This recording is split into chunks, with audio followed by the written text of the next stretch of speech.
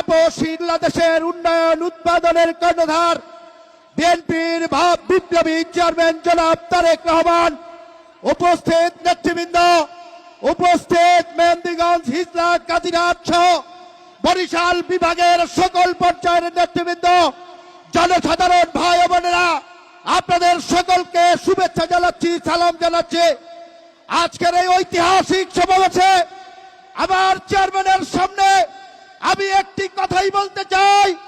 মাননীয় চেয়ারম্যান সাহেব, এই বরিশাল নদী বিধৌত এলাকা, আমাদের অঞ্চলগুলো প্রতিনিয়ত ভেঙে যাচ্ছে, চোখের সামনে বাড়িঘর ভেঙে যাচ্ছে, বাবার কবর ভেঙে যাচ্ছে, মায়ের কবর ভেঙে যাচ্ছে।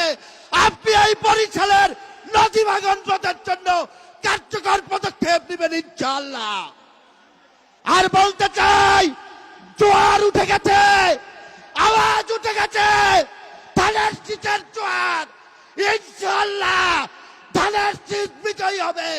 বাংলাদেশের মেহনতি মানুষের কণ্ঠস্বর তারেক রহমান বিজয়ী হবে।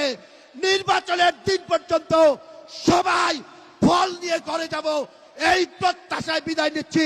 খোদা হাফেজ। বাংলাদেশ জিন্দাবাদ, বাংলাদেশ জাতীয়তাবাদী দল জিন্দাবাদ। শহীদ জিয়া অমর হোক, বেগম খালেদা জিয়া অমর হোক, তারেক রহমান জিন্দাবাদ, ধানের শীষ জিন্দাবাদ।